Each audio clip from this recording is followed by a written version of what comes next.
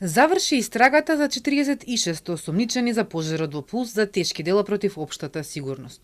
Колку мина ќе седнат во обвинителна клупа ќе се знае кон средината на јуни, за кога се најавуваат и обвиненија за трагедијата во Кочани во која животот го загубија 62 млади луѓе, а речиси 200 беа повредени.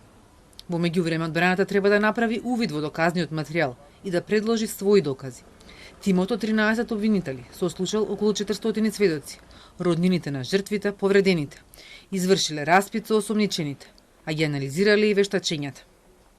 Обезбедени се детални обдукциски вештачења за причините за смртта на секој од починатите, како и за видот и карактерот на повредите кај повредените лица.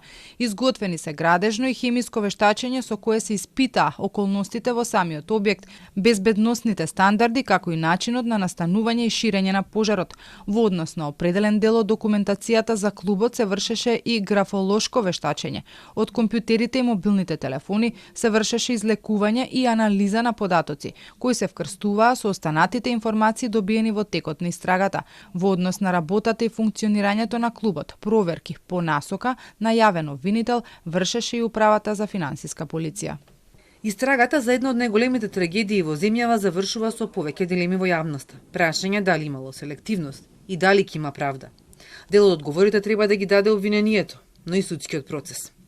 На листата на осомничени се поранешниот и неформалниот сопственик на Пулс, обезбедувач, членот на ДНК кој се уште е на лекување, инспектори од различни ресори, 4 поранешни министри за економија, 3 поранешни државни секретари во економија, 2 поранешни директори на државниот пазарни инспекторат. Веригата на осомничени функционери заврши само со актуелните градоначалници на Кочани и директорите на дирекцијата за заштита и спасување. Повеќе од половината осомничени се во притвор или во куќен притвор, поради што обвинителството го брка рокот од 90 дена да подигне обвинение. Но истрагата за полициското постапување, што се води во обвинителството за гонење организиран криминал, останува отворена. 14 поранешни полициски функционери и службеници од Штип и Кочани се осомничени, поради согласностите со кои во минатото дискотеката Пулс добивала лиценца. За сега нема осомничени актуелни полициски функционери и други полицајци, поврзани со ноќта кога се случи трагедијата во Пулс. А кога имало планирана политичка акција за откривање малолетници и дрога во нелегалното кабаре. Од обвинителството и понатаму тврдат дека доколку дојде до докази и сомнежи и за други лица ќе има проширување.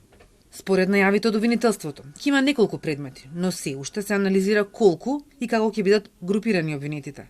За сега неизвестно и каде ќе се суди, затоа што кочанските судии веќе постапуваа во истрагата и имаат законски пречки да водат судење за истите обвинети.